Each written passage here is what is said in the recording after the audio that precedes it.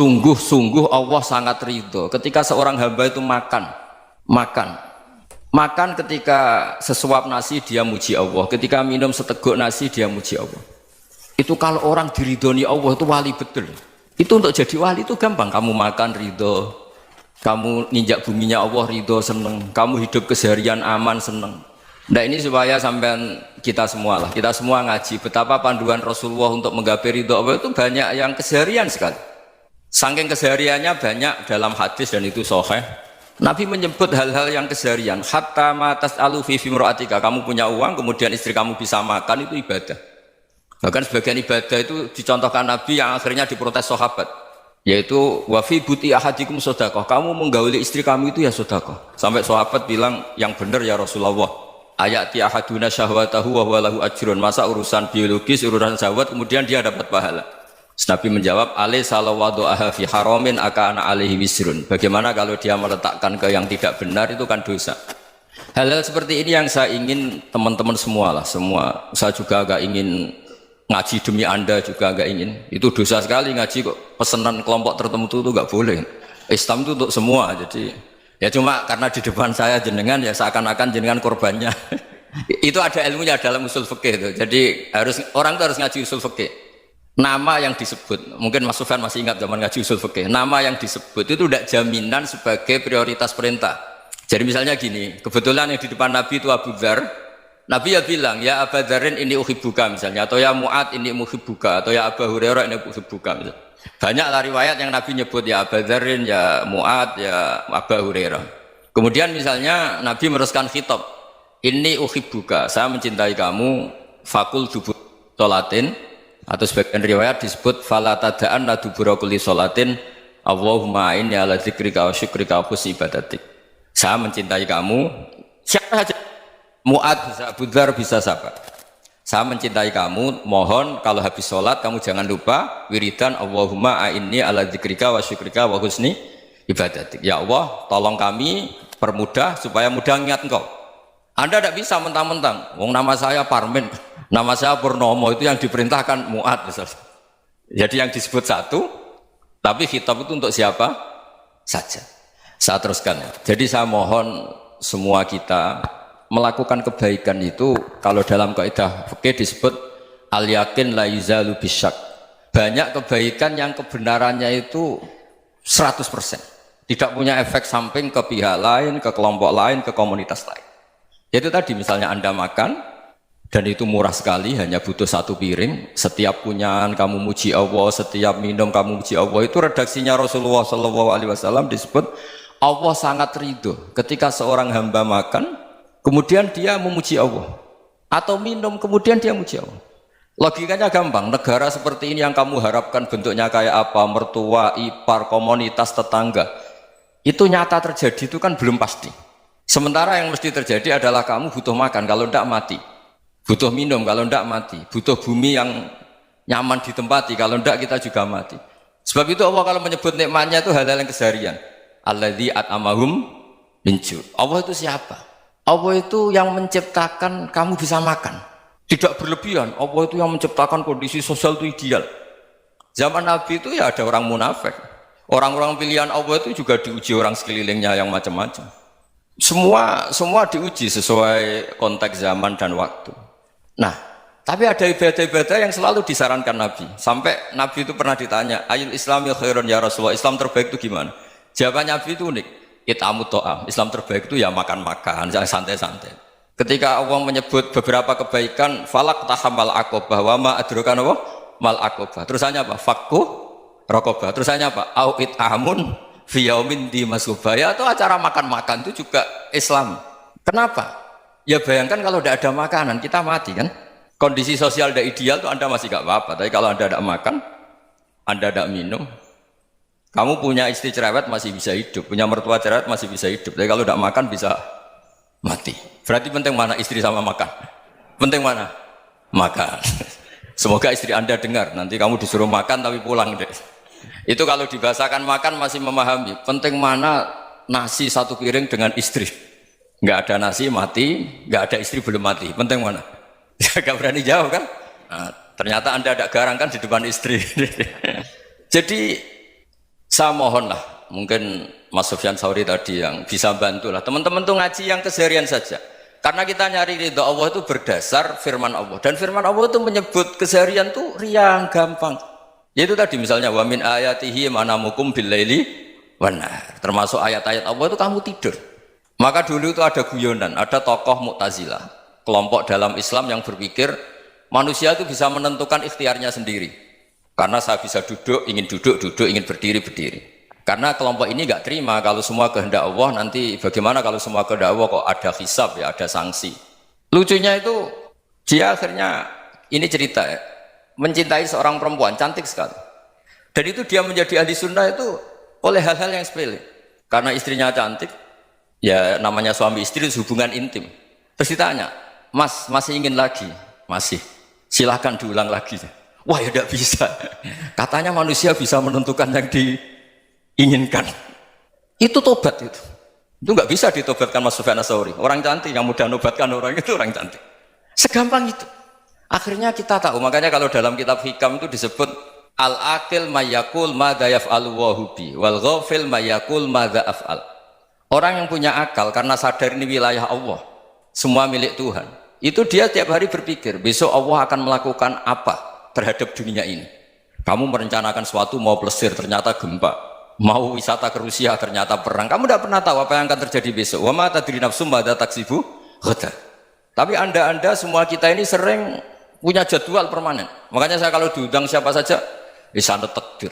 Yang jelas Gus ini acara penting.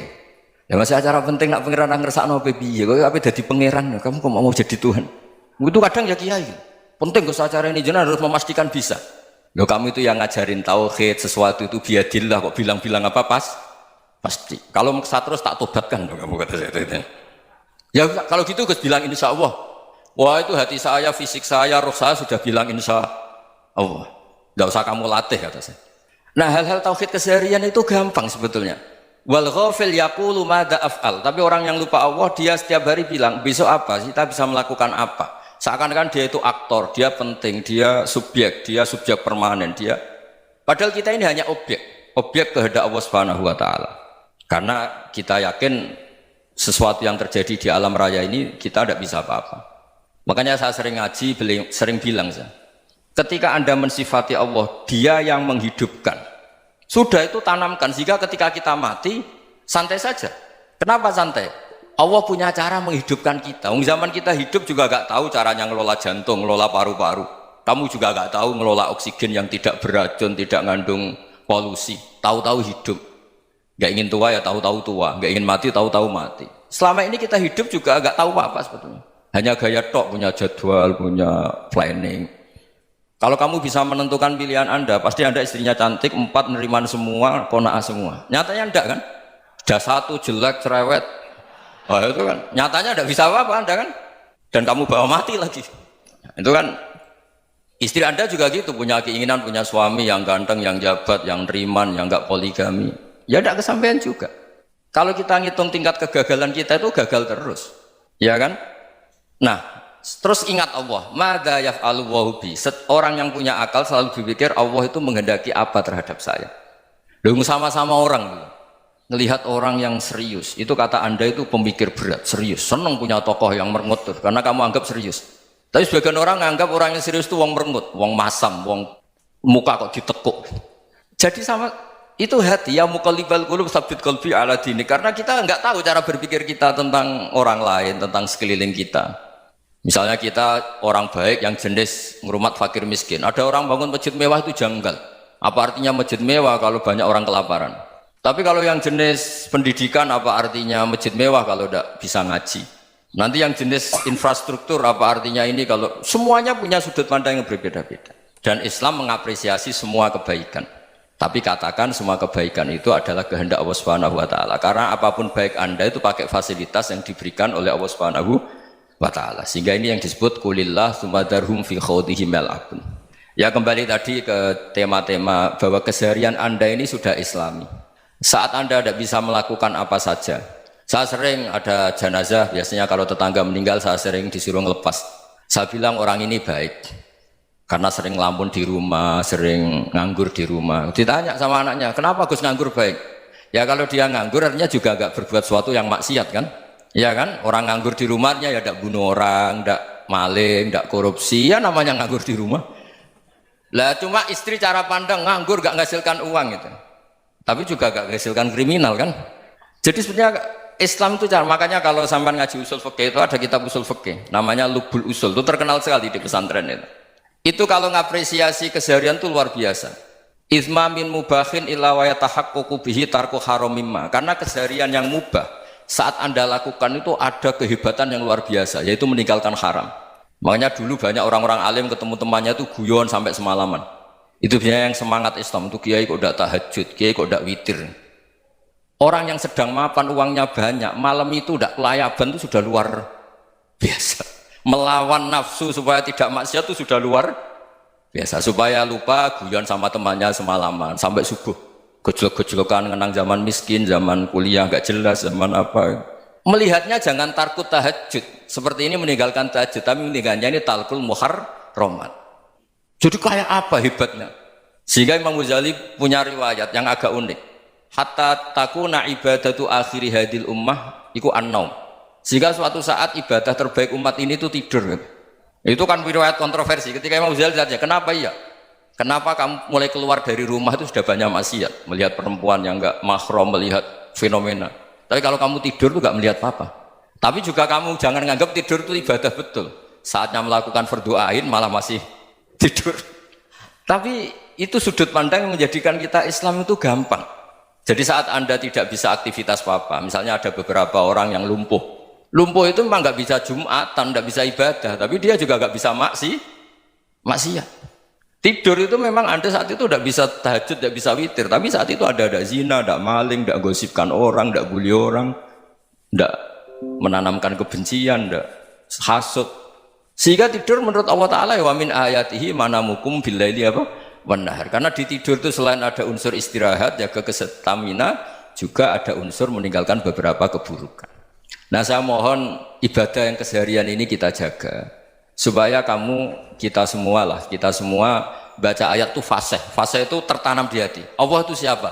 Alladzi at'amahum min ju'i wa amanahum min khauf. Dan Allah kalau cerita di Quran itu anna sababnal ma'a sabba thumma syaqqaqnal ardha wa syaqqa fa ambatna fiha habba wa inaba wa qadba wa zaituna wa nakhla wa hada'iqa hulba. Kamu tahu saya ini siapa, kata Allah?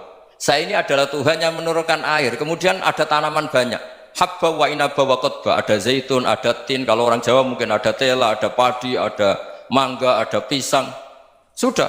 Wa inaba wa zaituna wa nakhla wa hada'iqa hulba, ada perkebunan yang lebat. Tujuannya apa? Mata Allahkum, silahkan kamu pakai, kamu nikmati. Tapi karena kadang kita ini punya ide-ide besar. Tadi untuk syukur saja nunggu punya istri riman, rumah baik, tetangga baik, komunitas baik, semuanya baik baru syukur. Lama-lama nanti ada di surga, syukurnya nunggu surga paling kelas A. Itu sudah ada yang menghuni Rasulullah, kamu nggak boleh di situ. Masa untuk syukur saja? Repotnya Masya Allah. Jadi mohonlah Quran yang kalau Anda hafalkan juz sama itu kan ada ayat-ayat yang kayak tadi. Ya, fal yang dzuril insanu ila ta'ami. Coba lihat apa yang kamu makan ya? Dari mana? Dan untuk mempertahankan hidup kamu keseharian.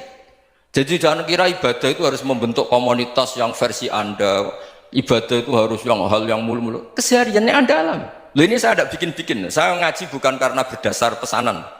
Itu ayat yang saya baca kan betul ada ayatnya kan, fal yang dzuril insanu ila ta'ami anna sababnal ma'a sabba thumma syaqqaqnal arda syaqqa fa ambasna fiha habba wa inaba wa qadba wa zaituna wa nakhla wa hada'iqa ghulba. Terusannya apa? Mata'al lakum, silakan kamu nikmati. Mata itu silakan kamu nikmati. Ya kayak sampean dikasih hidangan ya makan. Ya sudah makan. Habis makan ya minum. Habis itu ngantuk ya tidur. Ya sudah normal-normal saja. Kayak apa indahnya Islam. Tapi Anda mencari Islam yang gimana lagi? Nah itu yang diajarkan guru-guru kita, diajarkan sanad kita sampai Wali Songo, sampai Rasulullah SAW. Bahwa pada akhirnya ada jihad, ada perang. Itu dulu memang perang, bukan membunuh, beda. Dulu kita dijajah Belanda ya perang, dan itu normal karena kita dijajah. Jadi ketika orang lain ingin baik sama kita, wa in ahadum minal musyrikin astajaruka ya fajirhu hatta yasma'a kalam Allah. Kalau mereka ingin baik ya kita baik. Makanya ada istilah mustakman, muahad. Kalau mereka ingin damai, berdampingan dengan kemajmukan, ya itu yang lebih baik. Karena memang Islam menghormati proses perdamaian. Wa in janahu nawal lisalmi ya fajnah lah. Kalau ingin damai ya kita harus damai. Nah itulah teman-teman semua, sedulur-sedulur semua, tentang ngaji kita kali ini bersama dengan Gus Bahauddin Nur Salim, dimana di sini dijelaskan dan sudah kita dapatkan beberapa kesimpulan yang bisa kita catat. Yang pertama adalah bahwasannya kita penegasan sungguh-sungguh Allah sangat ridho kepada hambanya yang makan, minum, menginjak buminya Allah dengan memuji nama Allah Subhanahu wa taala. Di situ Allah itu sangat ridho dan sangat senang ketika hambanya itu minum, makan hal-hal yang sepele keseharian tetapi senantiasa memuji Allah. Kemudian banyak sekali kegiatan dalam keseharian kita yang asalkan kita ridho, kita itu bisa menjadi walinya Gusti Allah. Bahkan menggauli istri itu adalah sebuah ibadah, dalam hal ini adalah sebagai sodakoh. Kemudian dosa sekali ngaji karena pesanan kelompok tertentu. Ini adalah penegasan dari Gus Baha ketika beliau mengisi ceramah ataupun mengisi pengajian, itu tidak boleh ya, tidak boleh, artinya itu tidak boleh dipesan dari kelompok tertentu untuk membela kelompok tertentu saja. Karena yang dikaji oleh beliau Gus Baha itu sendiri adalah Islam yang benar-benar apa adanya, yang berlaku universal untuk siapapun, untuk kelompok manapun.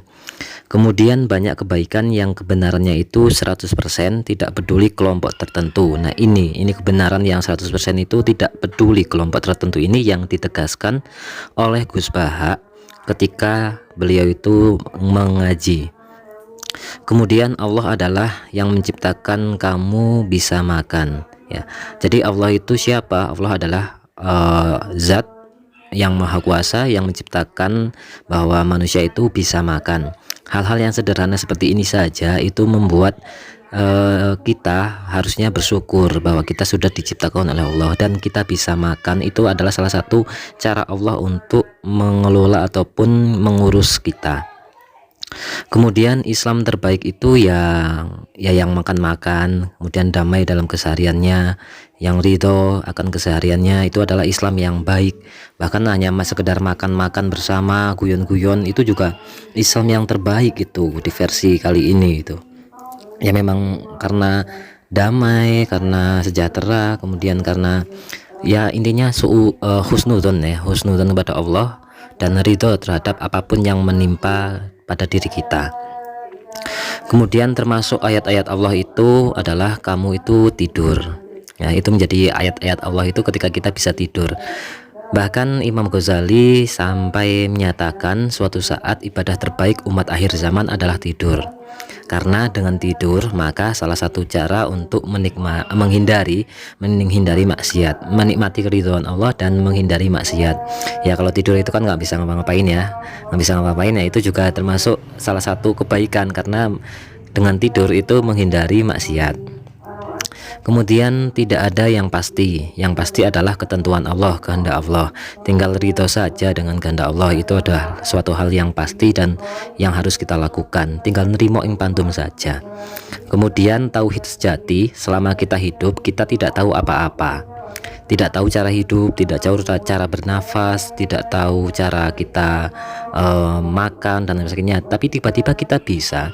Dan kita juga tidak mau tua tapi tiba-tiba tua, nggak mau mati tiba-tiba mati ya, seperti itu. Kita nggak tahu apapun tentang kehidupan kita. Jadi tauhid sejati ya pasrahkan diri sepenuhnya kepada Allah Subhanahu wa taala. Kita juga tidak punya kuasa apapun bahkan terhadap diri kita sendiri, maka ridholah atas semua kehendak Allah. Kemudian suatu hal yang mubah atau boleh itu mempunyai nilai ibadah, kebaikan, apresiasi, tidak melakukan hal yang haram. Maka jika melakukan ibadah, kalau mubah itu ada satu kebaikan, maka melakukan ibadah yang halal itu mempunyai dua kebaikan. Pertama, ibadah itu sendiri, dan juga yang kedua tidak melakukan maksiat. Kan kalau kita melakukan hal yang mubah itu contohnya tidur, itu baik, itu ada satu kebaikan karena menghindari maksiat. Tapi kalau ketika kita sholat itu ada dua kebaikan atau lebih banyak kebaikan daripada hanya tidur.